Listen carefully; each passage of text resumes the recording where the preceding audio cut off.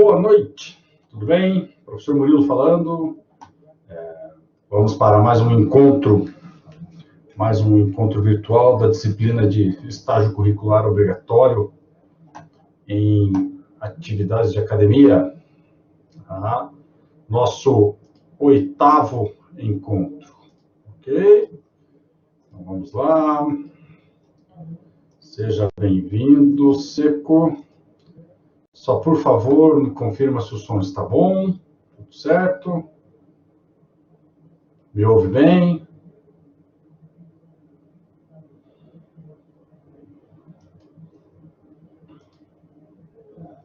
Que ótimo, que ótimo. Então, vamos lá. 8º encontro, ok?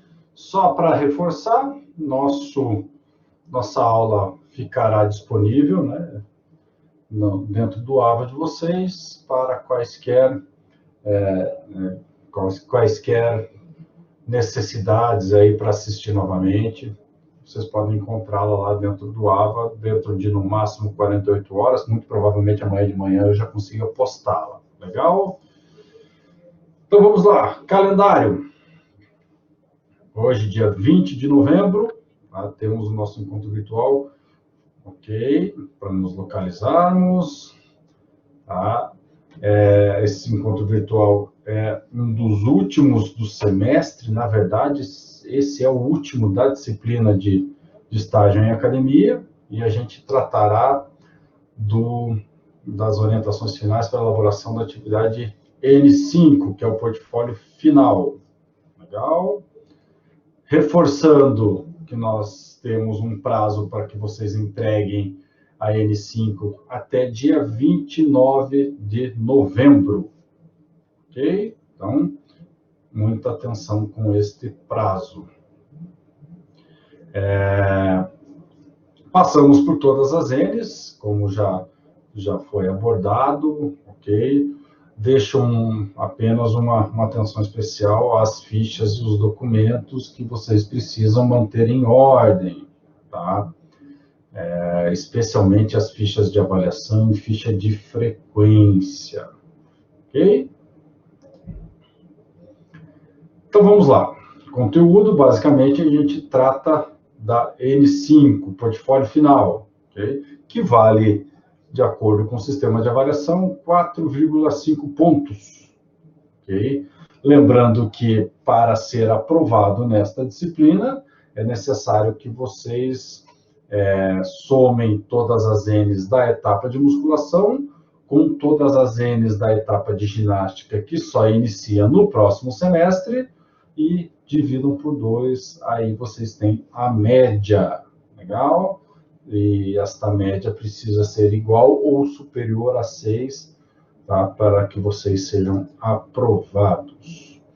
O template da N5, que é o portfólio final, vocês encontram dentro do AVA de vocês, como já mencionado em outros encontros, ok?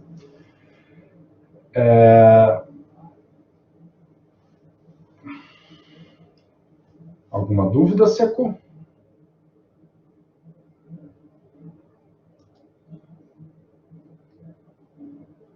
Tudo bem aí?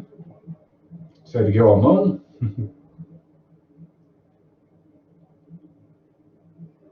Me ouve bem? Vamos lá. Lembrando que dentro desta N5, nós temos aí uma grande... Você está me ouvindo, professor? Opa, perfeitamente. Pode falar. Desculpa interromper. Uma dúvida, na verdade, para o pessoal aí que tem questionado com relação às notas ali, que é dividido para tirar a média entre as duas disciplinas, né, de academia e ginástica. Sim. Existe arredondamento para quem estiver com 5,75, assim como nas outras disciplinas, por estágio também ou não? Existe arredondamento, sim. O arredondamento conta para todas as disciplinas. A única coisa que difere o estágio supervisionado, o estágio curricular obrigatório das demais disciplinas com relação à nota, é porque nós não temos avaliação substitutiva. Então, se vocês não atingirem a média, né, então aí não tem outra chance para conseguir isso, tá? Mas o arredondamento existe. Tranquilo?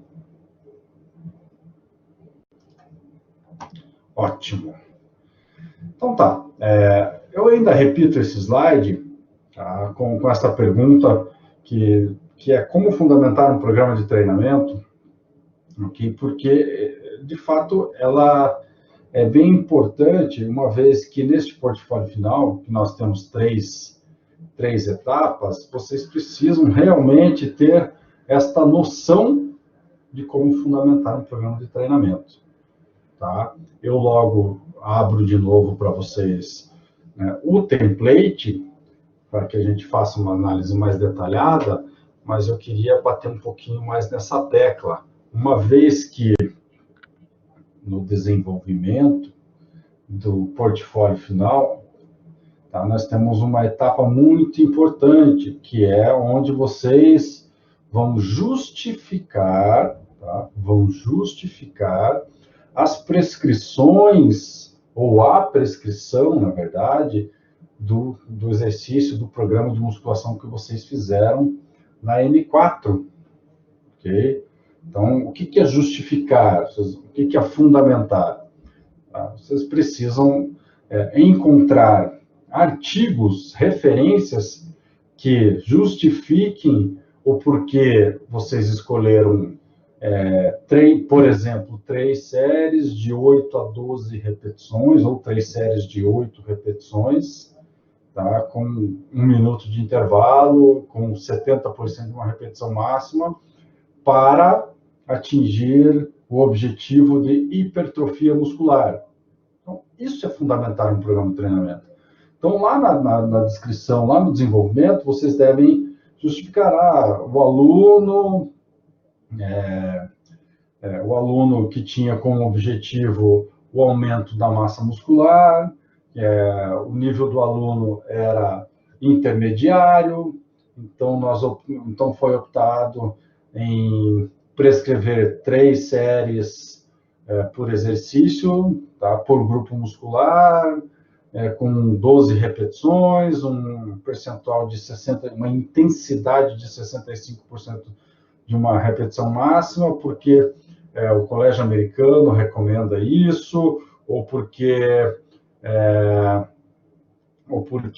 por exemplo, vou citar um artigo, Fischer e colaboradores, em 2016, encontrou que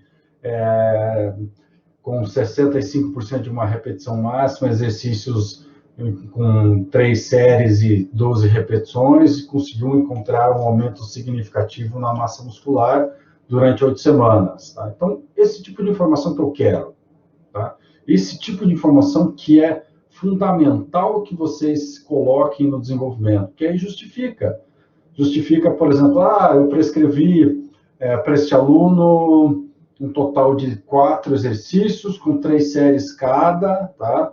Que darão 12 séries para cada treino, mas esse treino será repetido 2 vezes na semana para esse mesmo grupo muscular. Então, segundo o artigo do Schoenfeld, de 2017, que é uma revisão sistemática, que mostra que existe uma relação de dose e resposta, ou seja, quanto maior o número de séries, você tem maiores níveis de hipertrofia. Então, essa é uma justificativa. Isso é uma fundamentação de um programa de treinamento de musculação. Ok?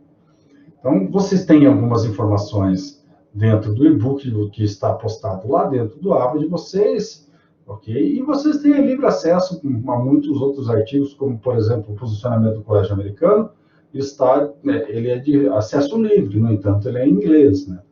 Então, mas nada que vocês não consigam se dar conta, né? não consigam dar conta de ler, ok? Eu trouxe só um resumo aqui, por exemplo, do posicionamento do colégio americano, relacionado, por exemplo, ao treinamento de força. Aqui. Nós temos aqui, treinamento de força. Então, vocês acabam verificando algumas recomendações de tipo de ação muscular, sobre intensidade, ok? Tanto para indivíduos iniciantes como para indivíduos intermediários, tá? E mais para frente que indivíduos de nível avançado, tá? Temos um percentual de aumento de carga, número de séries, isso pensando em treinamento de força, ok?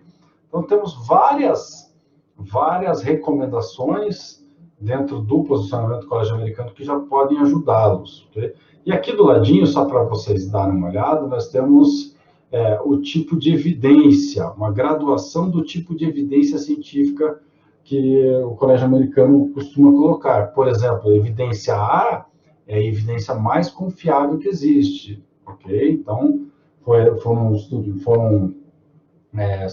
usados um número grande de artigos, com esses artigos todos, a maioria deles experimentais, com grupo controle, com dieta controlada, então, artigos de boa qualidade metodológica, ok? Então, dá para ver que a gente tem um bom embasamento só com um posicionamento do Colégio Americano. Às vezes, só com um artigo vocês conseguem uma boa fundamentação. Claro, eu não recomendo apenas um artigo, gostaria de ver aí ao menos 3 artigos fundamentando as escolhas. Lá também no posicionamento do Colégio Americano nós temos as orientações sobre hipertrofia muscular, tá? É recomendado, por exemplo, ações concêntricas, excêntricas e isométricas, para indivíduos iniciantes e intermediários, é recomendado uma carga moderada de 70% a 85% de uma repetição máxima, para 8 a 12 repetições por série, para 1 a 3 séries por exercício. Olha que legal, nível de evidência A. Tá? Então, nós temos todas as informações disponíveis, fáceis para vocês, é só procurar. Tá? E assim, o que eu mais gosto de bater na tecla, isso aqui não é uma recomendação apenas, e vocês devem aprender isso, não é uma recomendação apenas para que vocês elaborem essa atividade prática. Essa atividade prática que a gente cobra de vocês, uma fundamentação, é justamente para que vocês aprendam a prescrever baseado em evidências científicas, porque isso dá credibilidade, isso dá segurança, da eficácia para o treinamento que vocês prescrevem. Não precisa inventar um monte de coisa, um monte de moda, drop set, super set, de forma desnecessária. Segue as recomendações que a grande maioria das pessoas conseguem um bom resultado de treinamento baseado em recomendações bastante simples, ok? E aí tem, obviamente, outros artigos, outras revisões sistemáticas que vocês podem encontrar, devem ler, ok? A gente tem revisão sistemática para número de séries, a gente tem revisão sistemática para velocidade de execução, a gente tem revisão sistemática que investiga intensidade.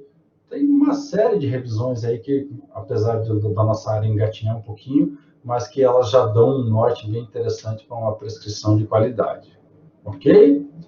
Vocês têm alguma dúvida? Pode falar, Seco. Eu tenho, tá me ouvindo, professor?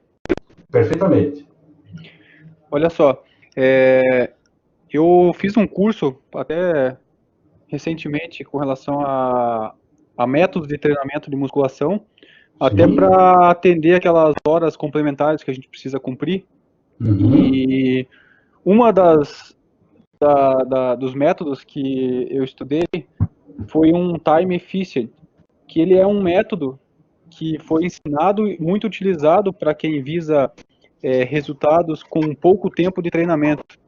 Só que a minha dúvida é a seguinte: eu prescrevi esse treino na N anterior, só que eu perguntei para o professor que ministrou esse curso alguma literatura a respeito, e ele me falou que não existe literatura para isso. Eu estou pensando aqui, existe uma forma de eu correlacionar algum outro artigo para justificar aquele treino que eu montei, ou quando não tem uma justificativa, não tem o que fazer?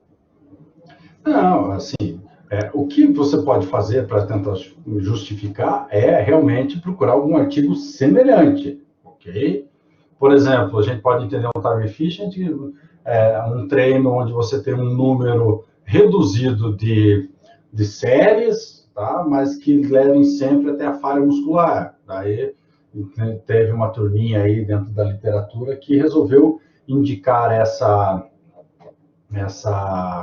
esse tipo de método, tá? Para que realmente seja um treino mais curto. Então, uma dessas você consegue usar referências do tipo Paulo Gentil, né, que defende muito esse tipo de método, para realmente tentar justificar. O importante, assim, não existe verdade absoluta dentro da literatura, porque a ciência ela costuma caminhar, tá?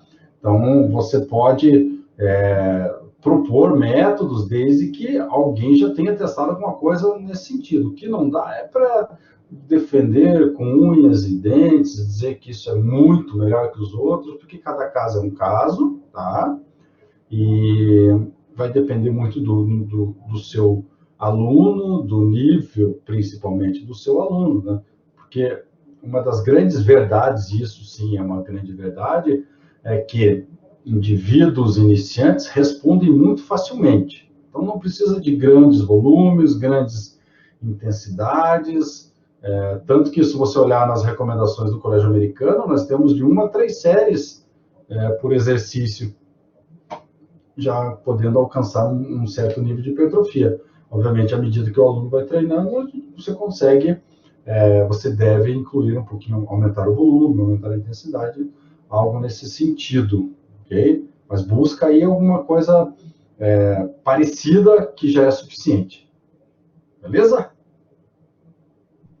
Show de bola. Mais alguma dúvida? Eric, alguma dúvida?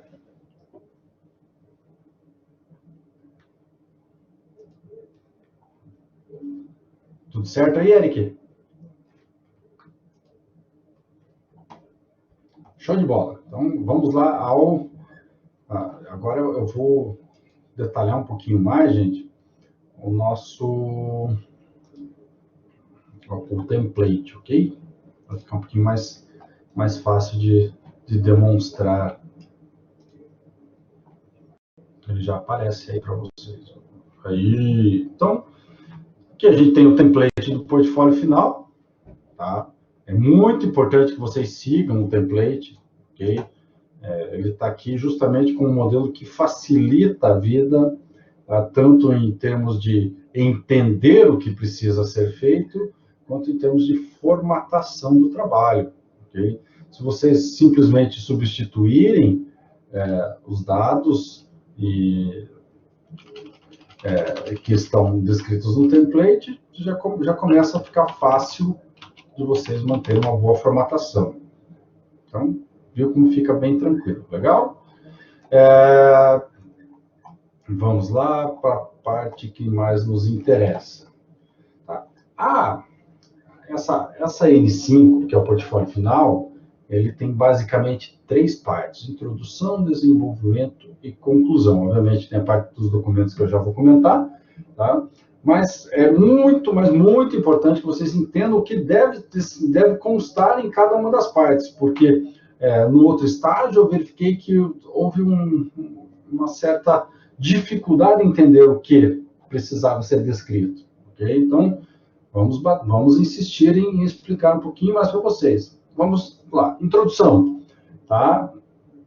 Introdução, basicamente, vocês vão resumir o que foi o estágio, vão resumir o que acontecia no estágio, como que era a atividade que vocês faziam no estágio, como que era a atuação de vocês, o que vocês observavam, como que eram os alunos, tá? Então, informações gerais. Eu estagiava de tal horário a tal horário, normalmente a gente ficava observando e anotando o que os alunos faziam, o professor explicava para a gente, ou eu ia perguntar alguma coisa para os professores do horário, eles me explicavam, ou eles não me explicavam, tá? O horário frequentado por alunos de tal e tal idade. Então, algo nesse sentido, que realmente resuma aquilo que ocorreu no estágio de vocês. Tá? Vamos lá, Eric.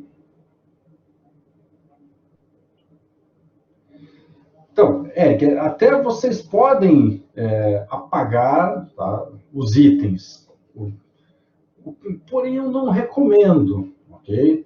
Porque aí acaba exigindo uma conexão maior entre um item e outro. Por exemplo, se vocês começam a escrever uma introdução, tá, e vão fazer um texto completo, é necessário que vocês façam uma ligação entre a introdução e o desenvolvimento, ok? Então, eu realmente, para que facilite, eu recomendo que vocês mantenham esse template exatamente dessa forma. A única coisa que vocês acabam fazendo é apagando o que está escrito, né? E escrevem do jeito que vocês acharem melhor ali, legal? Só não esqueçam de mudar a cor da fonte daí, legal?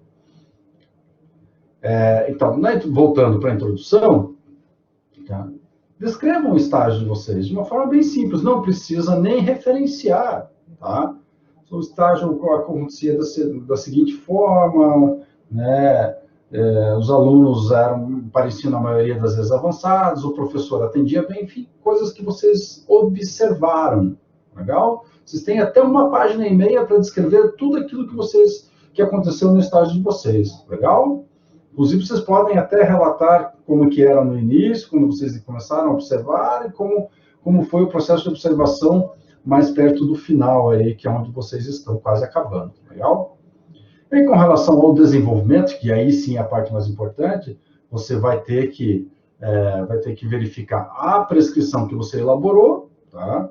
Tudo que você prescreveu, desde volume, intensidade, intervalo, nível do aluno, ok? Vocês devem justificar. Tá? Por que eu prescrevi 3 séries? Por que eu prescrevi 12 repetições? Por que eu prescrevi aproximadamente 65%, 70% de uma repetição máxima? Ou por que eu prescrevi 8 a 12 repetições máximas, que é uma outra forma da gente monitorar a intensidade do treinamento?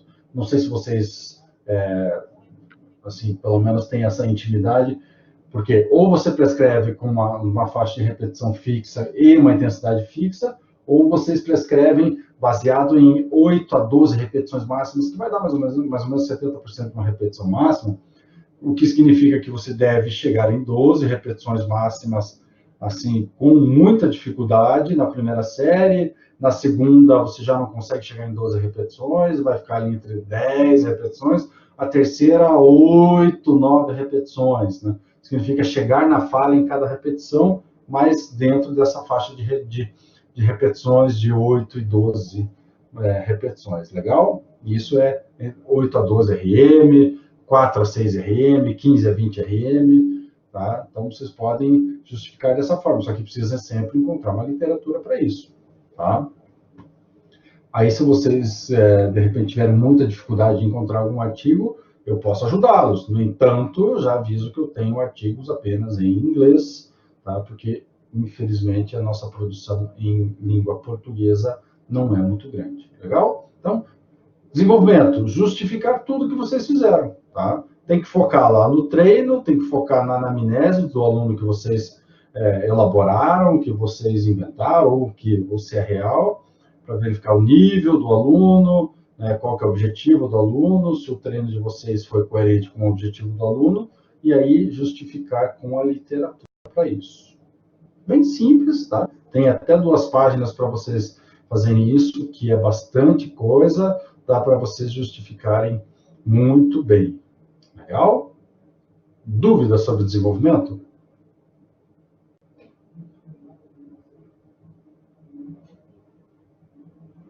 Nada? Partimos, então, para a conclusão, ok?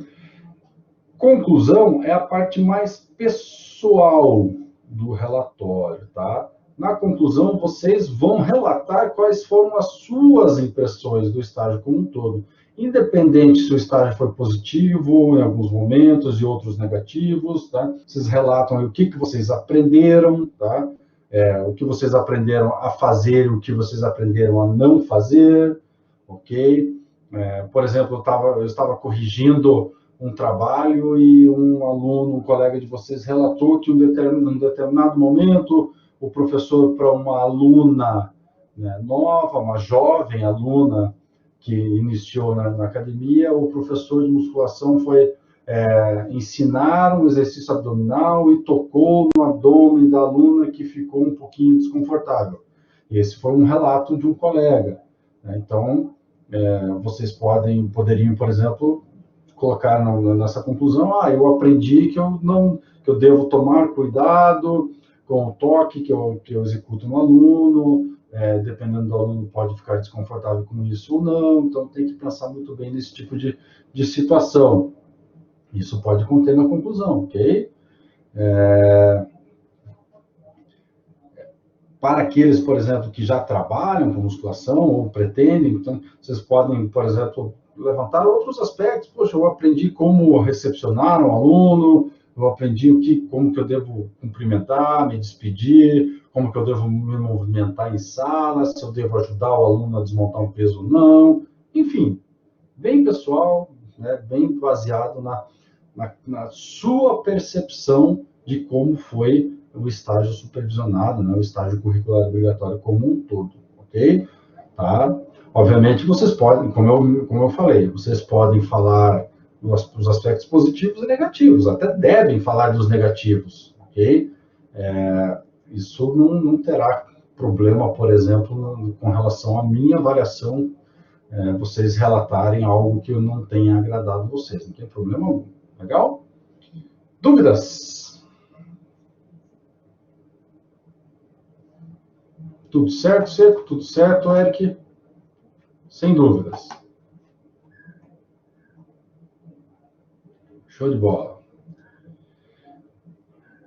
A gente chegou num item importante, gente. Referências, tá? Referências é algo que gera um pouquinho de conflito, um pouquinho de confusão com os alunos, tá?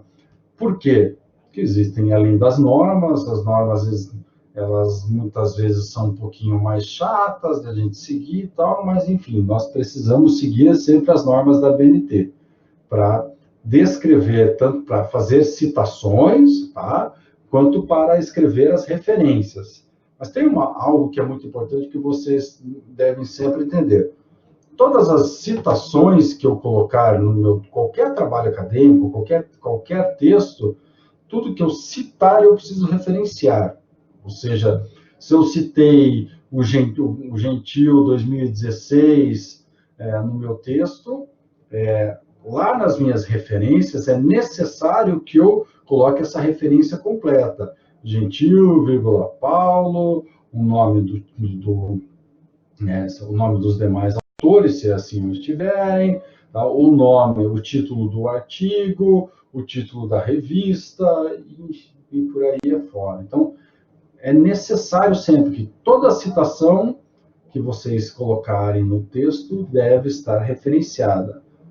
O contrário também deve ser obedecido. Toda vez que vocês colocarem uma referência, um artigo, um livro, um site, lá no espaço das referências, obrigatoriamente esta referência deve ter sido citada em algum momento do texto. Ok? Então, são situações assim. Citei, eu referencio, e não devo colocar nenhuma referência que eu não utilizei. Legal? Dúvidas?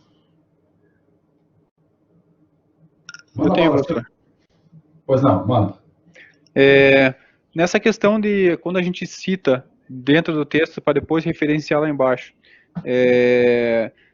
tem algum momento do texto que deve ser priorizado para esse tipo de citação ou ele pode ser em qualquer parte do texto?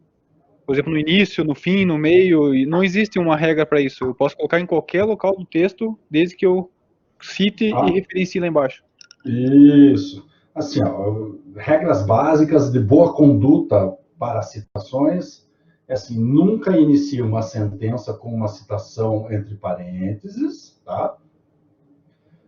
Existem as normas, você pode colocar de acordo com fulano de tal, né? Aí a regra, né, a norma para citação, se você colocar dessa forma no início da sentença, você deve colocar o de acordo com o autor, tal, e entre parênteses o ano de publicação, tá? Aí, se você optar em colocar a citação no final da sentença, aí toda a citação vai para dentro do parênteses, tá? E em caixa alta. É mais ou menos esta a norma. Mas no local do texto, não tem problema algum. Sim, no começo do texto, no meio do texto, no final do texto, a regra está mais relacionada à sentença que acaba mudando uma coisa ou outra. É mais interessante, assim, fica mais bonito, mais apresentável para o texto, normalmente você fazer uma citação indireta, que é quando você escreve com as suas próprias palavras aquilo que contém no texto base, né, no artigo que você está referenciando, que você está citando. Então você faz uma paráfrase, tá? Paráfrase é escrever com suas próprias palavras sem perder o sentido, tá? E coloca a citação lá no final.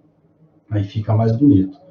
Mas se optarem em fazer a citação direta, que é uma cópia direta da fonte que vocês estão utilizando, né, é lembrar que existe, dependendo do tamanho da citação, formatações diferentes. Citações diretas com mais de 3 páginas têm uma formatação um pouquinho diferente, um recuo e uma fonte diferente. Ok? Dúvidas? Se não tem dúvidas, vamos aos documentos que nós já estamos nos encaminhando para o final, tá? Temos basicamente 3 documentos para anexar dentro desse arquivo mesmo. Temos o termo de convênio e compromisso, tá? Que vocês imprimem lá dentro do site da QualiSign, ok? Quando vocês coletam todas as assinaturas de forma eletrônica, quando vocês imprimem lá no site, além do termo, vai sair outras 2 páginas, na verdade, praticamente uma página e meia, onde vocês têm um protocolo de ações, onde constam todas as assinaturas eletrônicas que foram feitas. A da universidade, a de vocês e a da parte concedente, mais 2 testemunhas. No final dessa... não ia dizer no final dessa página, mas é no começo da outra página que aparece aquele código de barras ou aquele QR Code que indica a veracidade daquele documento. Então, esse é o termo de compromisso e convênio que vocês devem inserir. Colocar tanto todo o contrato, tá, com todos os dados que vocês preencheram, mais o protocolo de ações, porque é nele que constam as assinaturas. Caso vocês coletaram as assinaturas físicas lá na parte concedente, tá? Então, nesse caso, vocês devem colocar o termo de convênio com assinatura física, tá?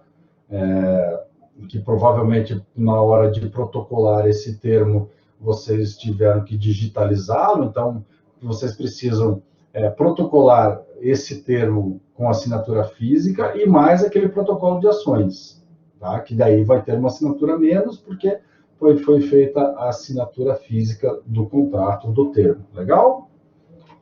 Segundo documento, que é a ficha de acompanhamento acadêmico ou ficha de avaliação. Lá no AVA de vocês, lá no AVA de adaptado, até está a ficha de avaliação já, mas aqui não deu tempo da gente alterar. Tá? Mas é a ficha de avaliação onde o supervisor de campo deve lançar o parecer dele sobre o estágio de vocês e deve assinar, tá?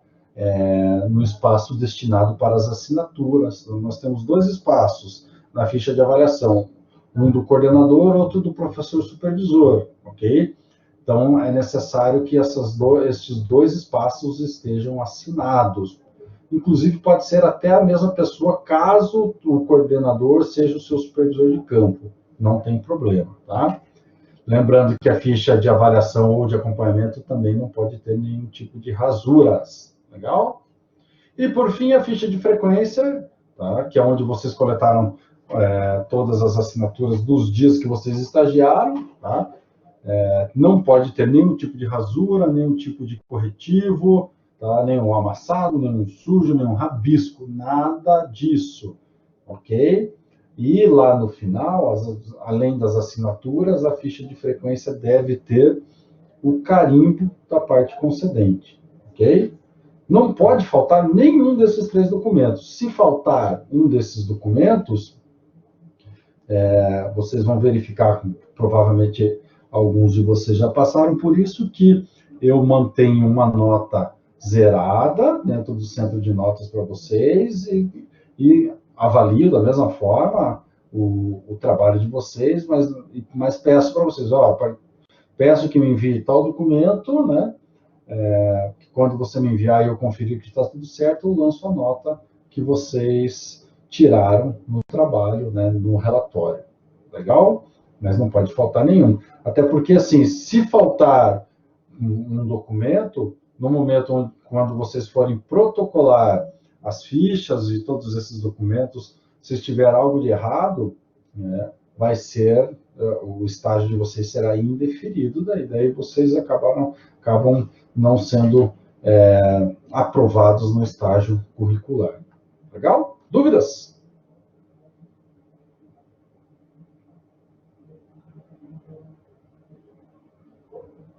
Show de bola. Eric, tudo bem? Alguma dúvida?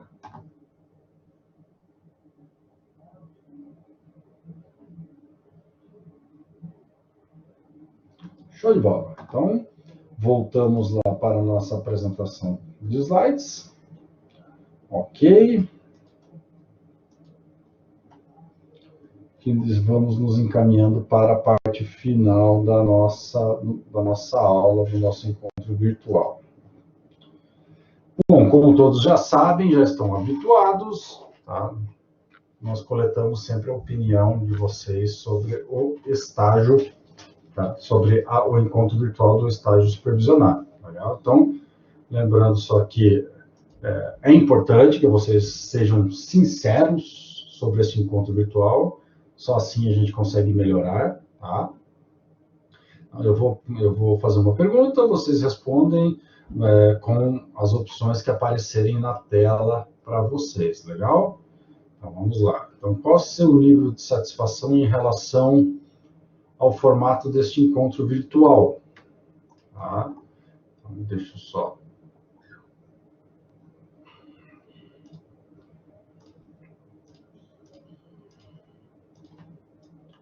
Vamos lá, podem votar. Show de bola.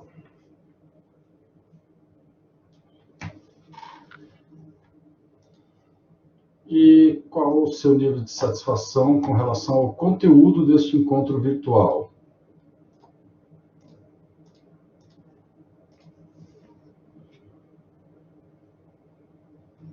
Muito bem.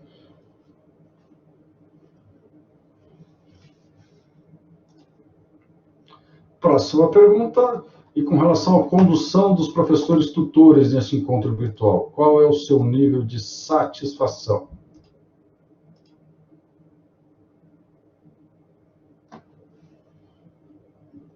Legal.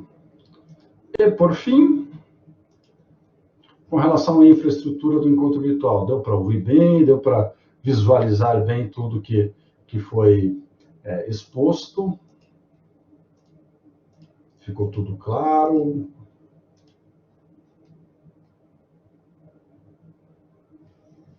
Legal, ótimo.